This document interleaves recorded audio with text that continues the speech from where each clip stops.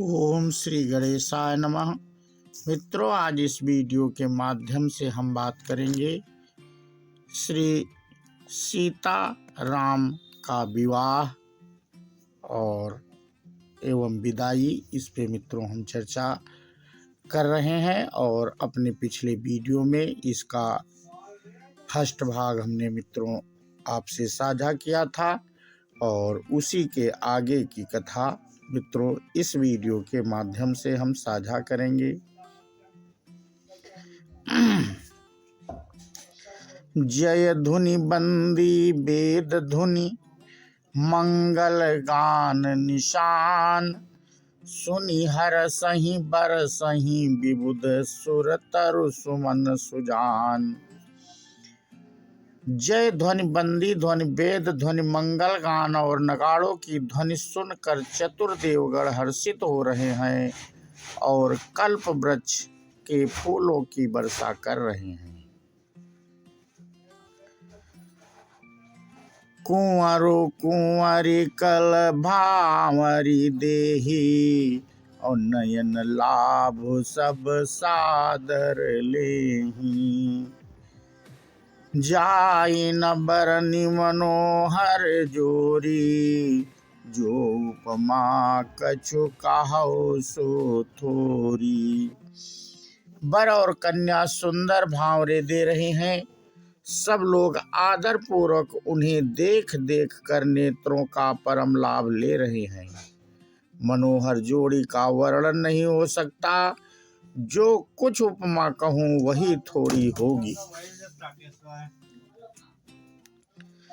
राम सिय सुंदर प्रतिछाही, जगमगात मनि खंबन नाही। मनहु मदन रति धरि बहु रूपा, देखत राम बियाहु अनूपा।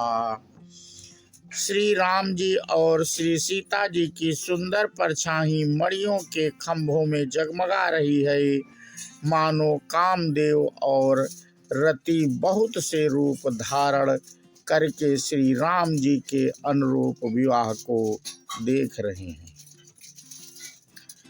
दरस लाल सास कुछ न थोरी, प्रगटत दुरत बहोरी बहोरी। भय मगन सब देख निहारे, जनक समान अपान विसारे। उन्हें कामदेव और रति को दर्शन की लालसा और संकोच दोनों ही कम नहीं है, अर्थात बहुत है। इसलिए वे मानो बार बार प्रकट होते और छिपते हैं। सब देखने वाले आनंद मग्न हो गए हैं और जनक जी की भांति सभी अपनी सुध भूल गए हैं। प्रमुदित मुनि भावरी फेरी, नेग सहित सब रीति निवेरी। राम सिय सिरु सिंदूर सेंदूर देही, शोभा कही न जाति विधि केही। मुनियों ने आनंद पूर्वक भांवरे फिराई और नेग सहित सब रीतियों को पूरा किया। श्री रामचंद्र जी सीता जी के सिर में सिंदूर दे रहे हैं।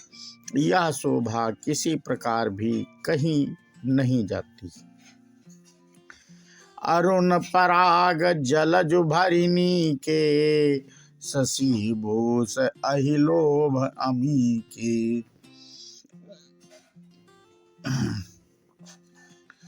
बहुरी वशिष्ठ दीन्हि अनुशासन, बरु दुलहिनी बैठे एक आसन।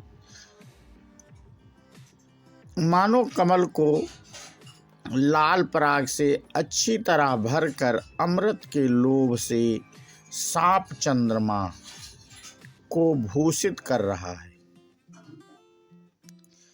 यहाँ श्री राम के हाथ को कमल की सिंदूर को पराग की, श्री राम की श्याम भुजा को सांप की और सीता के मुख को चंद्रमा की उपमा दी गई है। फिर वशिष्ठ जी ने आज्ञा दी, तब दुल्हा और दुल्हन एक आसन पर बैठे। बैठे बरासन राम जानकी, मुदित मन दशरथ भय। तनु पुलक पुनि पुनि देखी, अपने सुकृत सुर तरु पल नये। भरि भुवन रहाउ छाहु, राम विबाहु भास बही कहा। केहि भांति बरनि सिरात, रसना एक यहूँ मंगलु महा। श्री राम जी और जानकी जी श्रेष्ठ आसन पर बैठे हैं। उन्हें देखकर दशरथ जी मन में बहुत आनंदित हुए और सुकृत रूपी कल्प वृक्ष में नए फल आए देखकर उनका शरीर बार बार पुलकित हो रहा है। 14 भुवनों में उत्साह भर गया। सबने कहा कि श्री रामचंद्र जी का विवाह हो गया। जीव एक है और यह मंगल महान है। फिर भला वर्णन करके किस प्रकार समाप्त किया जा सकता है। तब जनक पाई वशिष्ठ, आय सुब्याह समाज सांवरिक। मांडवी श्रुत को कीरति उर्मिला, कुंवरी लई हकारी कै।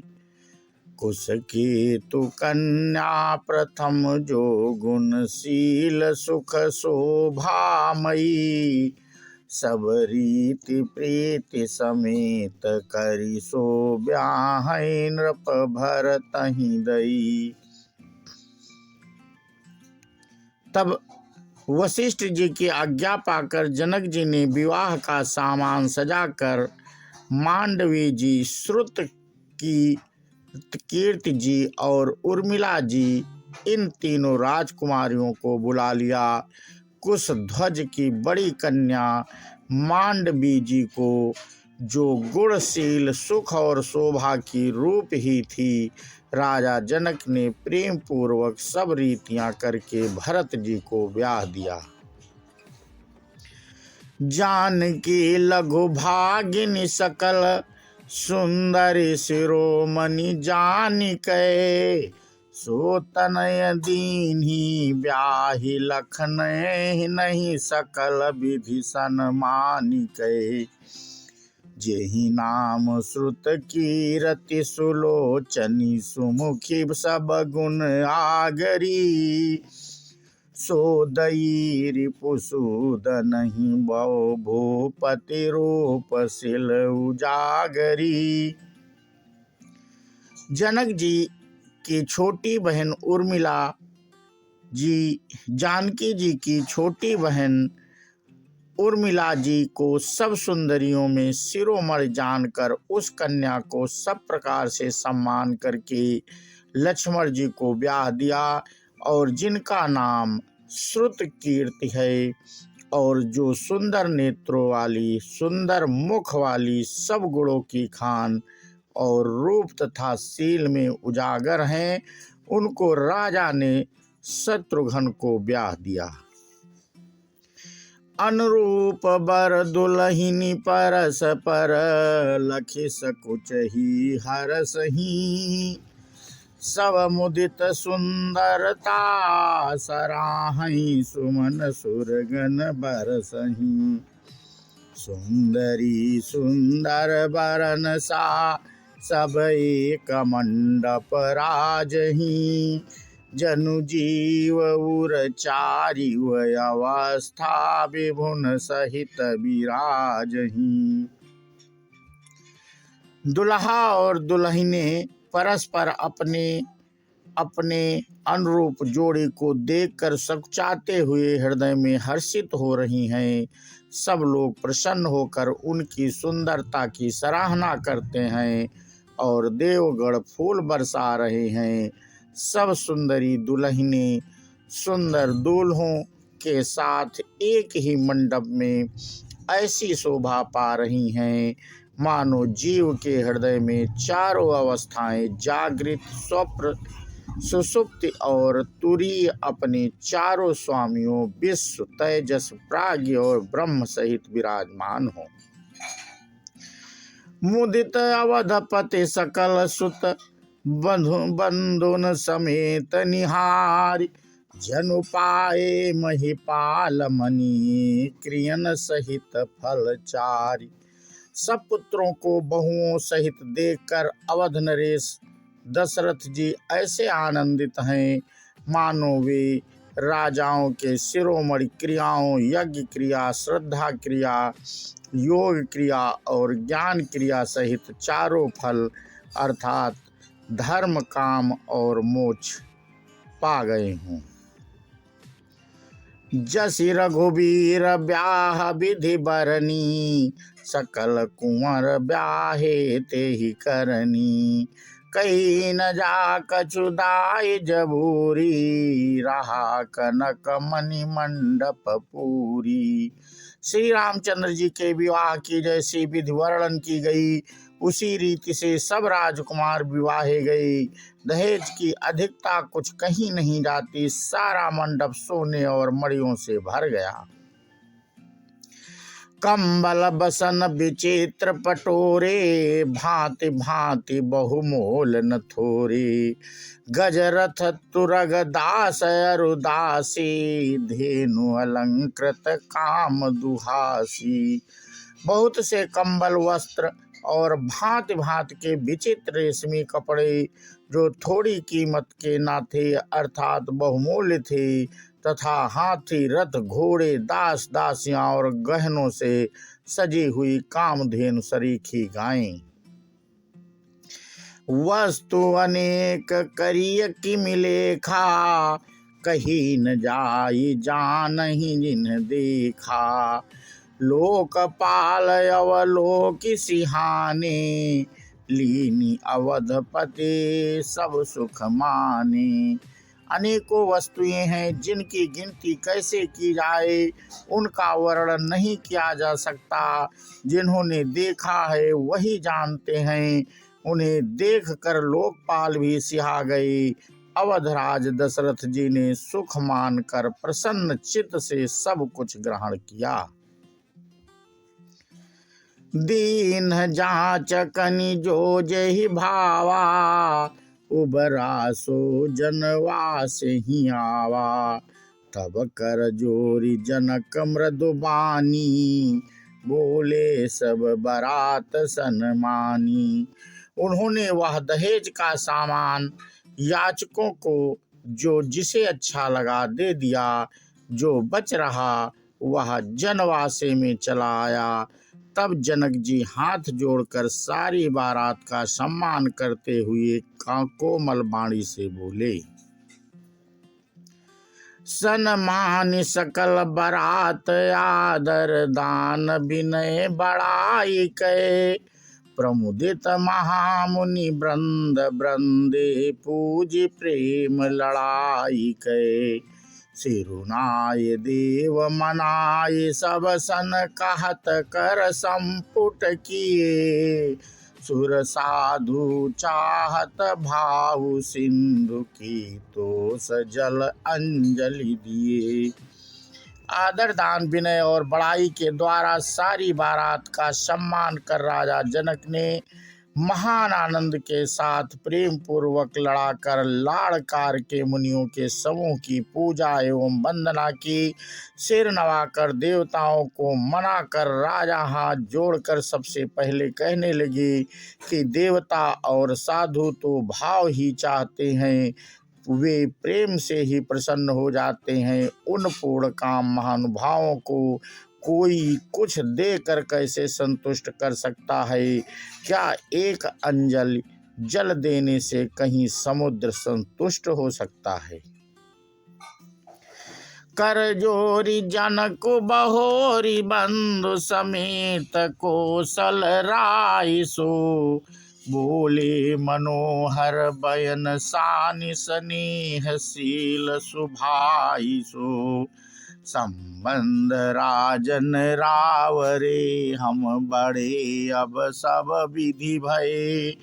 एहि राज समाज समेत सेवक जानिबे बिनु गथ लय। फिर जानकी जी भाई सहित हाथ जोड़कर कौशलाधीश दशरथ जी से स्नेहशील और सुंदर प्रेम में सान कर मनोहर वचन बोले। हे राजन, आपके साथ संबंध हो जाने से अब हम सब प्रकार से बड़े हो गए। इस राजपाट सहित हम दोनों को आप बिना दाम के लिए हुए सेवक ही समझिए। ए दारिका पर चारिका करे, पाल भी करुणा नहीं। अपराध छामी वो बोली पठै, बहुत हों ढीठियों कही। पुनि भानुकुल भूषण सकल सन्मान, निधि समधि किए। कही जाति नहीं मिनती, परस्पर प्रेम परिपूर्ण हिए। इन लड़कियों को टहलनी मानकर नई नई दया करके पालन कीजिएगा। मैंने बड़ी ढिठाई की कि आपको यहाँ बुला भेजा, अपराध क्षमा कीजिएगा। फिर सूर्य कुल के भूषण दशरथ जी ने समधि जनक जी को संपूर्ण सम्मान का निधि कर दिया। इतना सम्मान किया कि वे सम्मान के भंडार ही हो गए। उनकी परस्पर की विनय कहीं नहीं जाती। दोनों के हृदय प्रेम से परिपूर्ण हैं। वृंदार का गुण सुमन बरसहि, राव जनवास ही चले। धुंधवी जय धुनि वेद धुनि, नभ नगर कौतूहल भय। तब सखी मंगल गान करत, मुनीस आय सुपाई कहे। दुल्हा दुल्हिनी सहित सुंदरी, चली कोहबर लाई के।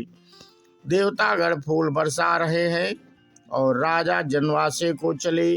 नगाड़े की ध्वनि जय ध्वनि और वेद की ध्वनि हो रही है। आकाश और नगर दोनों में खूब कौतूहल हो रहा है, आनंद छा रहा है। तब मुनीश्वर की आज्ञा पाकर सुंदरी सखियां मंगल गान करती हुई दुल्हनों सहित दूल्हों को लिवाकर कोहबर को चली। तो मित्रों, आज इस वीडियो के माध्यम से हम बात कर रहे थे श्री राम, जानकी जी और सीता जी, लक्ष्मण जी का विवाह के बारे में जानकारी साझा की। ये जानकारी मित्रों आपको कैसी लगी हमें कमेंट करके बताएं। इसी के साथ हम अपना वीडियो मित्रों समाप्त करते हैं और इसके आगे का भाग मित्रों हम कल अपने वीडियो में लाएंगे। बोलो सियावर रामचंद्र की जय, हनुमान की जय। जय हिंद, जय भारत, वंदे मातरम।